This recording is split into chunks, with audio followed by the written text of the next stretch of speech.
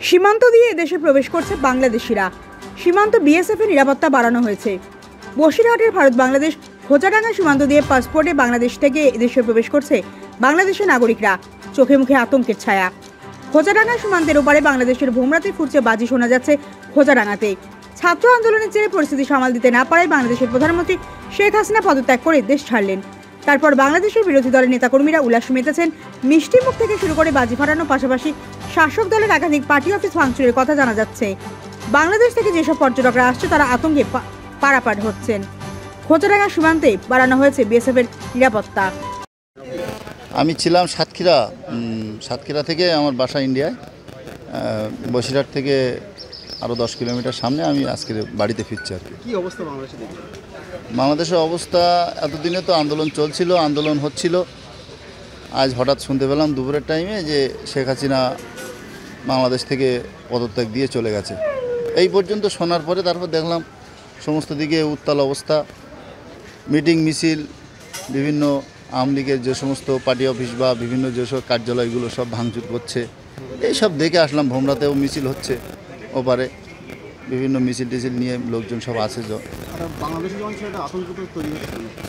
আতঙ্ক বলতে তেমন কিছু নয়, কারণ যেভাবে মিছিলটা হচ্ছিল জনসাধারণের উপরে তো এইভাবে অ্যাটাক কেউ করেনি।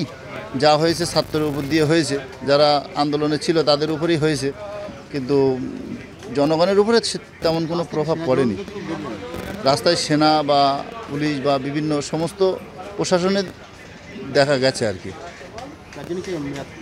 পাসপোর্টের ভিসা 1 বছর, কিন্তু আমি তো গেছিলাম একটা অন্য কাজে, আসার ছিল 2 দিন আগে, কিন্তু পরিস্থিতির প্রেক্ষাপটে আমি 2 দিন লেট করে আসছি আর কি। পরিস্থিতি তেমন কিছু নয় এখন। যে পরিস্থিতি এখন সরকার কিভাবে কি হবে না হবে তাই নিয়ে সব আনন্দ উত্তাল সমস্ত কিছু। মানে দেশ স্বাধীনতা হওয়ার পরে যেমন একটা আনন্দ ছিল পুরো বাংলাদেশ, ঠিক সেরকম একটা আনন্দের জায়গায় মানে বাংলাদেশ চলে এসছে আর কি। আমার নাম মহিউদ্দিন মোল্লা। কালিয়াস গভর্নমেন্ট কলেজ। আমি হলো এইচএসসি 24 বছর পরীক্ষার্থী। আপনারা ছাত্র আন্দোলন করেছেন, সেটা কি মানে কি মূল উদ্দেশ্যটা কি ছিল? আমাদের উদ্দেশ্য আমাদের ন্যায়, আমাদের যে অধিকার সেটা হলো করার জন্য, অধিকারটা আমাকে নেওয়ার জন্য, এটাই আমাদের উদ্দেশ্য। আপনাকে সঠিক মানে সাকসেসফুল হয়েছেন? জি আলহামদুলিল্লাহ বলতে পারি সাকসেসফুল হয়েছে। পরবর্তী পদক্ষেপ কী হবে? জি পরবর্তী পদক্ষেপ হলো আমাদের হলো জনগণ, আমাদের জনগণের যা হলো দায়িত্ব, যা হলো জনগণের যা কল্যাণের আমরা হলো পেতে পারি, তাই হলো আমাদের বলবেন আপনারা। এটা হলো ছাত্র সমাজ যা বলবে আমরা হলো একমত। আমরা তো ছাত্র, আমি নিজেই হলো এইচএসসি 24 বছরের স্টুডেন্ট, আমি পরীক্ষা দিচ্ছি। তোমাদের এগুলো মানে মনে হচ্ছে